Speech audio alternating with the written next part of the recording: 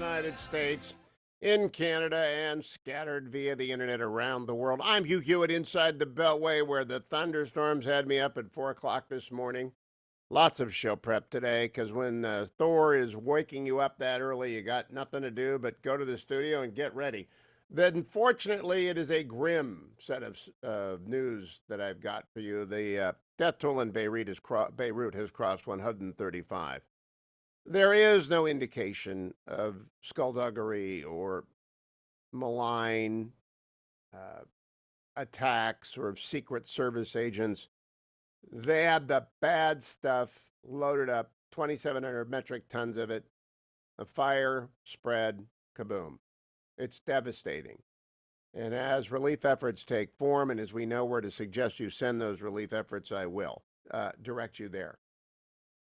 We have another bit of bad news out of North Korea. AP is reporting this morning. It's the first story I've actually seen that North Korea is quarantining thousands of people, shipping food and other aid to a southern city locked down under coronavirus worries.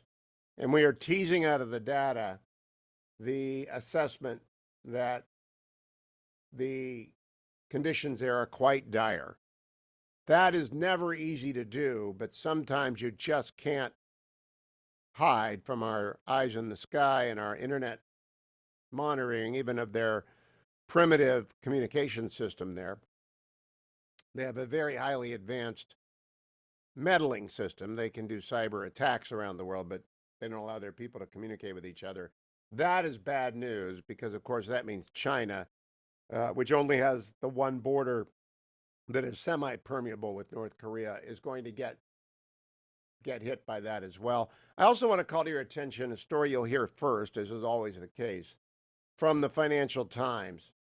The CalPERS is the California pension plan. I think it's the largest pension plan in the world. Its chief was a guy named Ben Meng. Ben Meng resigned yesterday after a year and a half. Now, this is a $400 billion fund.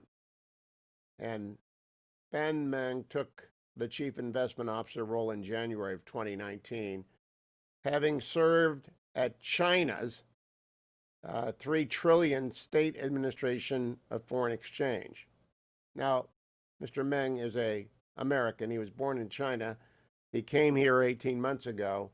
I don't think this has anything to do with his ethnicity with China. I think it has to do with he promised to meet a 7% annual performance target.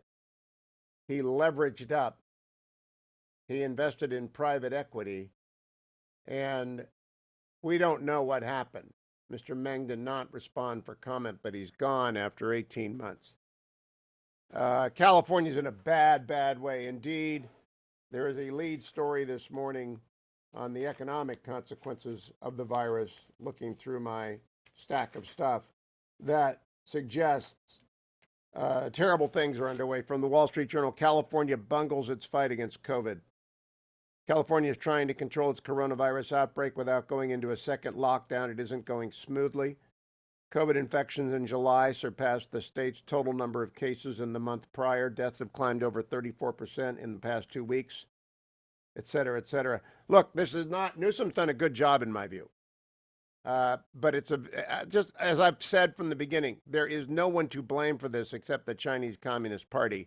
And when the news continually underreports the fact that the virus moves so fast, you can't keep up with it, they are doing a disservice, raising the expectation of a cure. All we can hope for are better therapeutics, and they are obviously arriving because the death toll remains around 1,000 a day. Americans, about 159,000 Americans have died, significantly less than the Imperial College's projection of 2.2 million, but still a staggering total, and millions more around the globe have died, and more will. But we're getting better at this, and that's all you can hope for, and we can hope for a vaccine soon.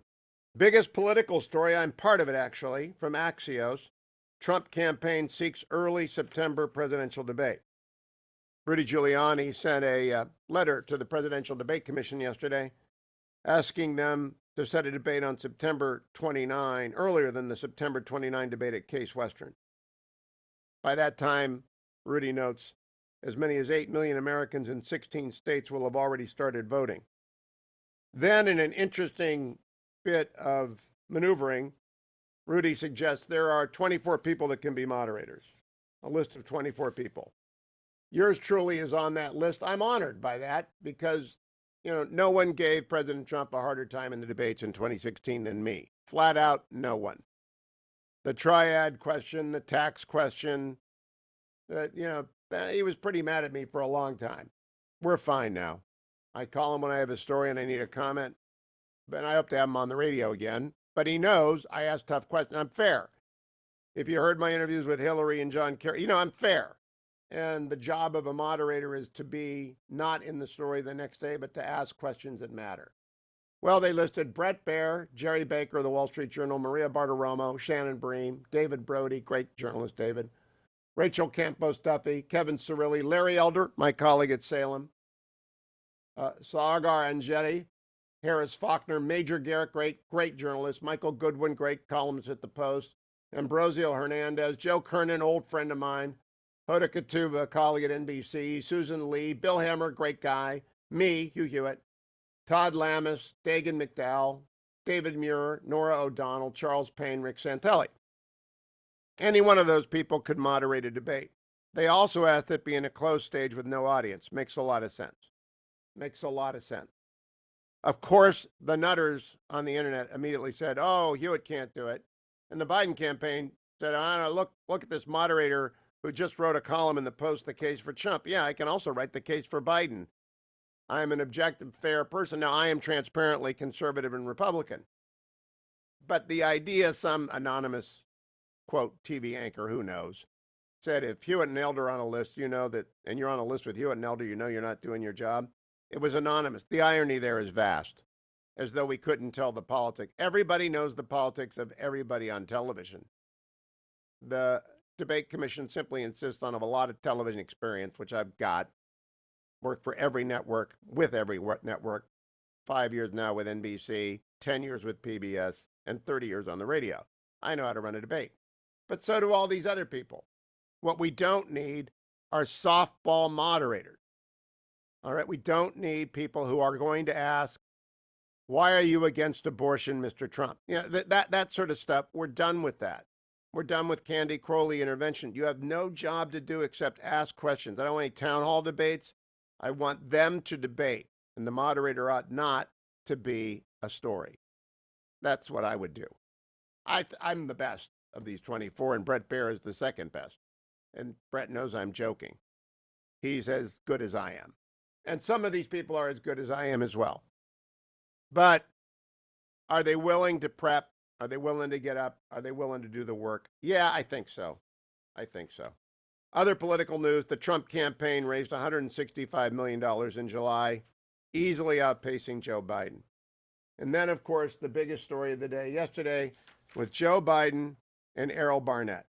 I got to play it for you again, cut number 27. Have you taken a cognitive test? No, I haven't taken a test. Why the hell would I take a test? Come on, man. That's like saying before you got in this program, if you take a test where you're taking cocaine or not, what do you think, huh? Are you a junkie? What do you say to... So stop right there. When you're young, Errol, when he said, are you a junkie? If you listen to a response, Errol got scared. He kind of froze up. He should have said, excuse me, Mr. Vice President, did you just ask me if I'm a junkie? What do you mean by that? But instead, confronted with confrontational tactics, I've often seen journalists wilt. They can't wilt. They can't get mad. They have to do what I did with President Trump in the first debate, which is, Mr. Trump, no, that's not true, but let's move on. It's not about me. You just stay calm and press your point. It's not that hard, but you can't be inexperienced.